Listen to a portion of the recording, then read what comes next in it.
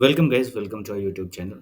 देखिए, big bar candles जो होती है, क्या वो उसमें स्ट्रेंथ वो हमें क्या स्ट्रेंथ डिनोट करती है? या फिर वो जो कैंडल्स होती हैं, वो एक ट्रैप होती है? क्योंकि देखिए, जब भी आप मार्केट में काम करते हैं, ठीक है?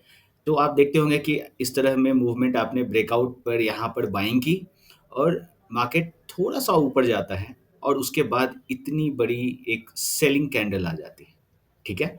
सेलिंग कैंडल कहने का मतलब कि ये देख के आप इसे रेड कलर की कैंडल आप समझ जाओ, ठीक है?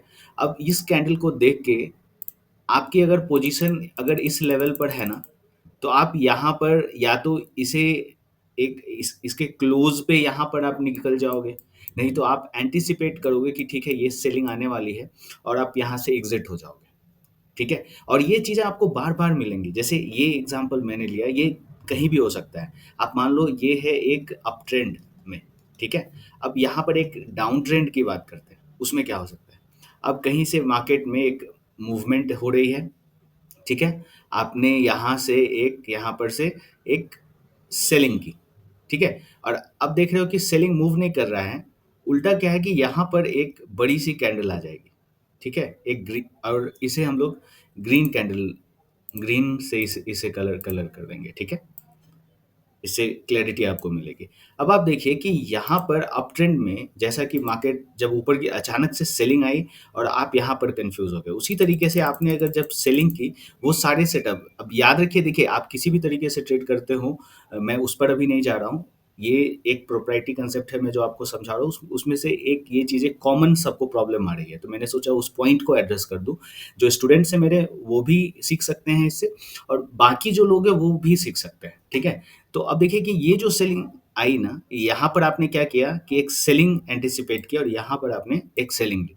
हुआ क्या, मार्केट स्लोली ऊपर आ गया और यहाँ पर एक ग्रीन कैंडल आ गई।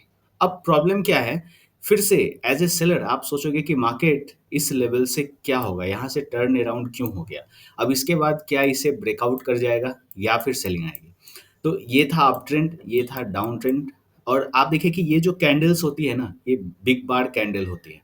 मैं आपको कुछ एग्ज़ाम्पल्स भी दिखाऊँगा रिसेंटली जो आज भी मैंने कुछ ट्रेड्स को लिया है, उसमें वही सेम कांसेप्ट्स किस तरह से यूज़ हुए हैं, मैं वो चीज़ आपको दिखाऊँगा। और एक रेंज में भी ये चीज़ें होंगी, ठीक है? अगर कोई मार्केट में इस तरह से रेंज है, अगर आप रेंज को स्पॉट कर पाते हैं, तो आप बार-बार देखेंगे कि यहाँ इस एरिया में एक यहाँ पर एक बहुत बड़ी ग्रीन कैंडल आएगी, उसके बाद भी मार्केट रिवर्स हो जाएगा और यहाँ पर एक रेड कैंडल आएगी, उसके बाद भी मार्केट रिवर्स हो जाएगा। ठीक है? तो इन सारी चीज़ों को समझेंगे कि अगर ये बिग बार जो कैंडल्स हैं, वो क्या स्ट्रेंथ इतनी बड़ी सेलिंग आएगी तो कन्फ्यूज़न तो होगा ना, कन्फ्यूज़न तो होगा क्योंकि वॉल्यूम आप देख रहे हो कि वॉल्यूम में स्पाइक्स आ रहे हैं, ठीक है?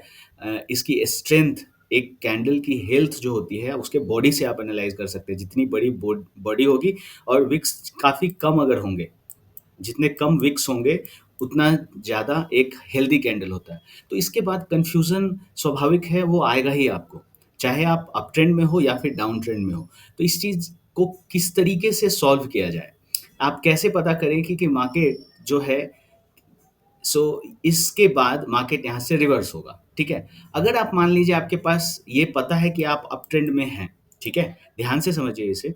अगर आपको ये पता है कि आप अप ट्रेंड में हैं और मार्केट यहाँ से रिवर्स होगा, मतलब यहाँ से सपोर्ट लेके ऊपर जाएगा, ठीक है? यहाँ पर भी आप ये श्योर हैं कि मार्केट इस लेवल से डाउन साइड की मूव करेगा, ठीक है? क्योंकि आपका जो सेटअप है वो अलाउ कर रहा है। लेकिन फिर भी आपके मन में एक डर है, एक क्वेश्चन आ जाएगा कि क्या ये रेड कैंडल में इतनी छोटी-सी बाइंग आई है, इतना छोटा-सा हैमर बना है या यहाँ पर एक छोटा-सा फिर से शूटिंग स्टार बना है। क्या इसमें इतनी स्ट्रेंथ है कि इस पूरे बॉडी को इस सारे जो ऑर्डर्स हैं, सेल ऑर्डर उसको कंज़्यूम कर जाए?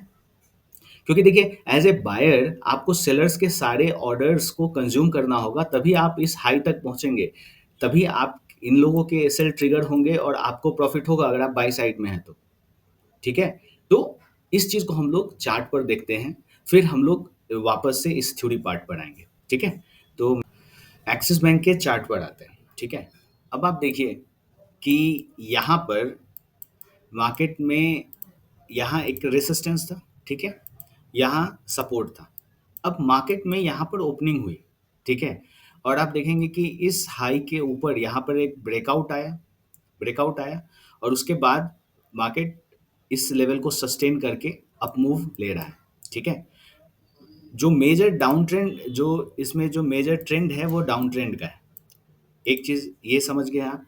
अब आप देखिए कि क्वेश्चन ये है कि अब इसे आप अगर आप जानते हैं कि आप ये अगर रेजिस्टेंस है, तो इसे अगर ब्रेकआउट किया है और इतना भी एरिया अगर सस्टेन कर रहा है इसके ऊपर, तो ये फिर से एज ए सपोर्ट काम करेगा, ठीक है? तो जो रेसिस्टेंस है वो सपोर्ट बन जाता है। ये कोई भी प्राइस एक्शन आप जानते हैं या ट्रेडिंग करते हैं तो आपको पता होगा। अब देखिए कि अब इतनी बड़ी सेलिंग आई, ठीक है? अब वापस से इस लेवल पर हैं और आपके पास एक कन्फ्यूज़न है कि क्या मार्केट में ये जो सेलिंग आई है वो कंटिन्यू होगी या फिर अपवर्ड मोमेंटम में मार्केट चला जाएगा। अब आप देखिए कि यहाँ पर एक प्रोप्राइटरी ट्रेडिंग अगर आपने सीखी है, तो आप यहाँ पर क्या-क्या चीज़ें देखेंगे? आप यहाँ पर विक्स को देखेंगे। विक्स से आपकी आपको आइडेंटिटी जो स्टूडेंट्स हैं वो आप इस चीज़ को अच्छे से एनालाइज़ करिए और आप इस चीज़ पर प्रैक्टिस कर सकते हैं और सिमिलर टाइप के जो पैटर्न्स हैं आप मुझे मेल कर सकते हैं। अब आप देखिए कि यहाँ पर जो भी विक्स ज़्यादा डाउन साइड की तरफ आने लगे, तो एक चीज़ इससे आपको समझ में आएगी कि यहाँ पर कुछ ना कुछ बाइंग प्रेशर है।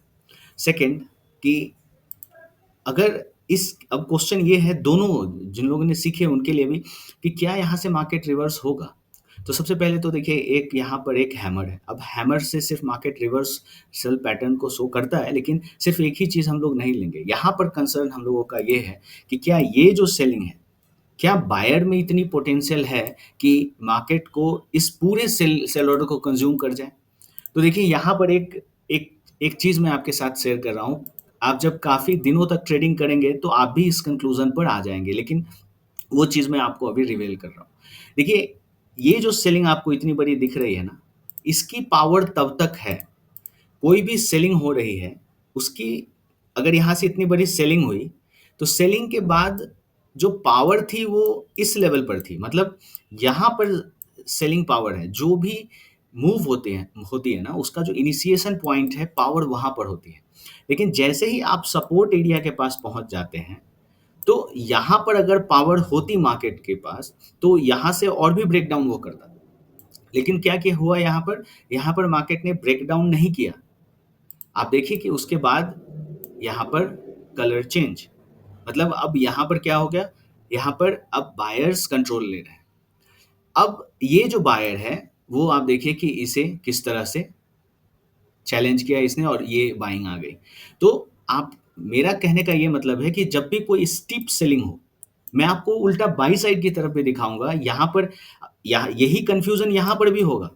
आपको यहाँ भी होगा और इसके भी आंसर्स मैं आपको बताऊँगा। अब आप देखिए कि यहाँ से सेलिंग हुई, तो जो पावर थी, इस बात को आप बहुत अच्छे से मैं दोबारा कह रहा हूँ इसको इस चीज़ को अगर आप समझ गए, तो आपकी जो ट्रेडिंग है बहुत हद तक इम्प्रूव हो जाने वाली है। एक सेलर की स्ट्रेंथ यहाँ है और जैसे-जैसे वो एक ऐसे एरिया में पहुँचता है जहाँ सपोर्ट है और उसकी जो कैंडल्स है, वो ये बताती है कि वो फेड हो रही है, करेक्टिव आ रही है, तो वो पता चल जाएगा आपको कि इसकी पावर खत्म हो रही है। तो अब अगर कोई बायर आएगा, ठीक है? तो ये पास्ट हो चुका है, ये पास्ट हो गया है। इसे अब अगर बायर कंट्रोल कर लिया तो चांसेस आर हाई कि ये सारे ऑर्डर को कंज्यूम कर लेगा, ठीक है? नंबर 1 नंबर 2 यहाँ पर देखिए फिर से एक कन्फ्यूज़न कि अब यहाँ पर क्या करोगे आप? बाय करोगे या सेल करोगे? तो आप यहाँ पर देखिए कोई भी जो मैं आपको जो चीज़ बता रहा हूँ ना, आपको ये ध्यान रखना है कि ब्लाइंडली किसी एक लेवल पर इस कांसेप्ट को आप मत लगाना। कोई भी जो कंसेप्ट है, वो कब हमेशा किसी न किसी चीज़ के कॉन्टेक्स्ट में होती है। अगर सही कॉन्टेक्स्ट में आप चीज़ों को अप्लाई नहीं करोगे, तो वो चीज़ें कभी काम नहीं करेंगी। अब आप मैं आपको बताता हूँ कि यहाँ पर एक सेल ट्रेड है, क्योंकि देखिए मार्केट एक डाउन ट्रेंड में है, ठीक है? डाउन ट्रेंड में अब पिछला सपोर्ट कहाँ था? इस लेवल तक था। अब यही चीज़ जो आपने यहाँ पर सोचा ना, इस लेवल पर सोचा, वही चीज़ आप यहाँ सोचेंगे। अब बायर यहाँ आ गए, इस लेवल पर लॉजिक आ गया कि एक ऐसे सपोर्ट एरिया के पास जो ब्रेकडाउन हुआ था एज़ ए रेजिस्टेंस काम करेगा। तो अब ये जो पावर है बायर की, वो यहाँ पर थी, इसके एरिया में, यहाँ पर नहीं है। और यहाँ पर जब ये शूटिंग स्टार फॉर्म होता है, तो आप देखिए कि मार्केट किस तरह से डाउन साइड की मूव लेता है। तो कहने का मतलब ये है कि जो जहाँ से फ्लो चालू हुआ ना, या उस एरिया में पावर है। यहाँ पर सेलिंग की, यहाँ पर आप देखिए रेसिस्टेंस बन गया था, सपोर्ट रेसिस्टेंस बन गया था, यहाँ से सेलिंग की पावर थी, इसलिए ये मूव आई, ये मूव आई। यहाँ पर बाइंग की पावर थी, इसलिए यहाँ से ये मूव आई, और दोबारा भी मार्केट अगर इस एरिया में आता है तो मूवमेंट आएगी। आगे देखते हैं। अब आप देखिए कि यहाँ पर सेम चीज़ को अप्लाई करते हैं। एक्सिस बैंक का चार्ट है, आज की मूवमेंट है, यही वो एरिया था जहाँ से मार्केट में एक फ्लो चालू हुआ था। अब आप देखिए कि वापस आप इतनी बड़ी स्ट्रेंथ में कैंडल आ गई। आप कहाँ क्लोज हो रहे हैं? फिर से इस लेवल के पास। अब माइंड में आपके क्वेश्चन, आप किसी भी तरीके से ट्रेडिंग करते हो, आपके माइंड में क्वेश्चन आएगा, अब इतनी बड़ी कैंडल है, क्या मार्केट यहाँ से ऊपर ब्रेकआउट करेगा? सेल ट्रेड कैसे ले लें? लेकिन आप देखिए कि आपको ये पता है कि आप अगर आपके लॉजिक्स पूरे हैं, आपने प्राइस एक्शन के थ्रू सारे कोरिलेशन आपने अच्छे से किया हुआ है। कोरिलेशन भी इम्पोर्टेंट फैक्टर है, आपको ये समझना है क्या है, तो डिस्क्रिप्शन में सॉरी, जो बाकी वीडियोज़ हैं उसमें आप वो सर्च कर लीजिए, कोरिलेशन सेक्टर के साथ कैसे मैच करते हैं, आपको वो चीज़ें मिल जाएँगी। तो इस एरिया में क्या है कि अब फिर से किस एरिया में आ गए? यहाँ से ठीक है, बायर्स की पावर अच्छी थी, यहाँ पर सेलर्स की पावर थी ना, तो यहाँ पर जब आप पूरे जो लॉजिक्स को लगाएँगे तो आपको ये मूव मिलेगी, ठीक है? तो एक मेरा इस लेक्चर के थ्रू आपको ये समझाना है कि इससे कन्फ्यूज़ नहीं होना है। ये जो कैंडल्स है ये कन्फ्यूज़न क्रिएट करती हैं, ठीक है? ये इंड्यूस की जाती हैं, जानबूझ के इंड्यूस की जाती हैं। आगे देखते हैं, देखिए टाटा मोटर्स, अब इतनी बड़ी बाइंग जब एक रिटेलर एक देखता है, वो क्या समझेगा कि इसके बाद मार्केट में क्या होना चाहिए? इसके बाद वो यहाँ पर बाइंग कर लेगा और उसका टारगेट ऊपर का रेसिस्टेंस, और ये सोचना गलत भी नहीं है, क्योंकि लेकिन क्या है कि यहाँ पर नॉलेज की कमी है। अब आप देखिए कि आप अगर सिंपल प्राइस एक्शन ट्रेडर हैं, तो आपको ये पता है कि ये एरिया सपोर्ट था, यहाँ से मार्केट ऊपर चला गया, सपोर्ट था। अब ये जब ब्रेक होगा, रेसिस्टेंस अगर बनेगा, सिंपल एक एक चीज़ मैं आपको बता रहा हूँ। तो अब आप देखिए कि यहाँ से मूवमेंट क्या हुई? क्या मार्केट ऊपर गया? नहीं गया।